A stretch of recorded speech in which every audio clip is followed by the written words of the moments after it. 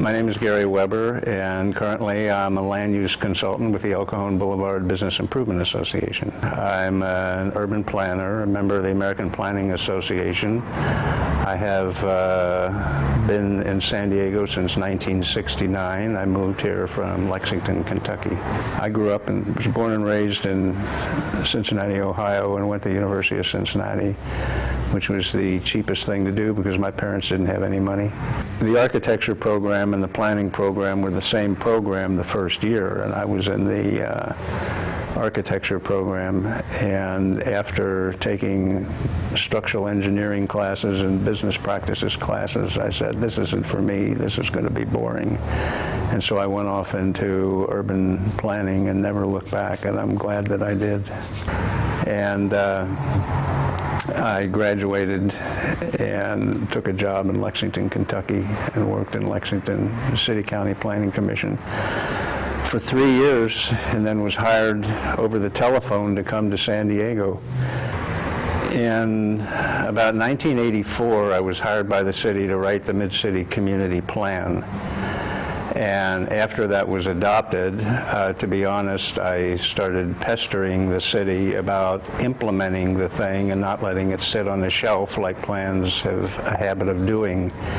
And in many discussions back and forth, we looked at the formation of business improvement districts as one of the key goals and objectives of that plan, and that's how I started working on this. I was hired by the city in about 1985, I think, to form 5 business improvement districts in the Mid-City area. The commercial spines of these older neighborhoods were the most visible forms of deterioration, to be honest, and the thought was, amongst a lot of us, that if we improve the conditions and appearance of the business districts, that eventually the economic improvement would follow. And so those were considered a key component and one of the easier things to do because they didn't cost an enormous amount of money just to get districts started. In the early 1980s, I remember very well, there wasn't a stick of landscaping anywhere in sight. There were telephone poles from one end to the other. The asphalt medians, to be honest, didn't even correspond to the appropriate locations for left turns. 35th Street, for an example, was the entryway to Normal Heights on the north and City Heights on the south.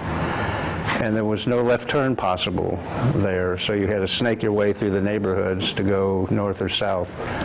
So part of what we wanted to do from an engineering point of view was straighten out the appearance of the left turn pockets so that they made sense from a traffic circulation point of view, and that led to the landscaping. El Cajon Boulevard had an old association that had existed since the 1930s, so there was a group of people that I started meeting with about forming a business improvement district.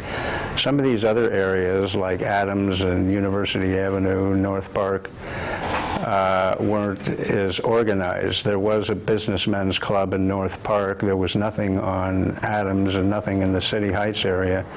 So my job was to go door to door and try and convince people, business people, that it was a good idea to assess themselves an annual fee in order for an organization to be formed to make improvements in the area.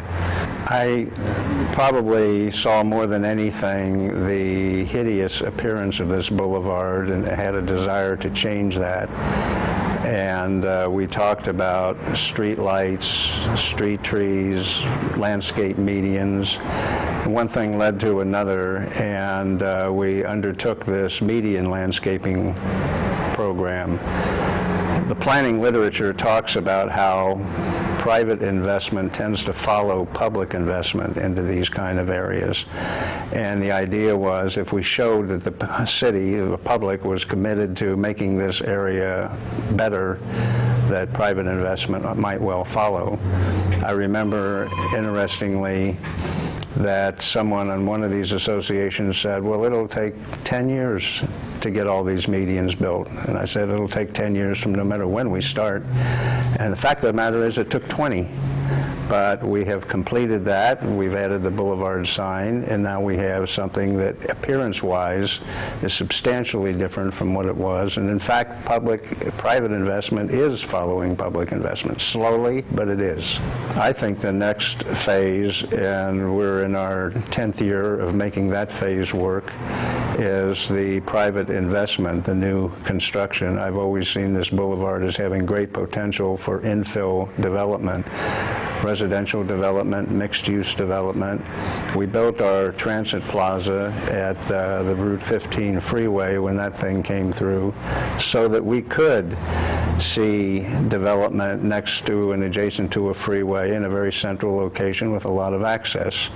It has not happened as much as we had hoped it would, but the city has expressed an interest in continuing to work on that. I'm very pleased that of all of these business improvement districts, 20 years later, 25 years later, they're still going, and there's still the interest among the people, and these are now community institutions. I worked in other areas than Mid-City, and in every case, these things have successfully brought together business people who were worrying about their own future and working in partnership with the city.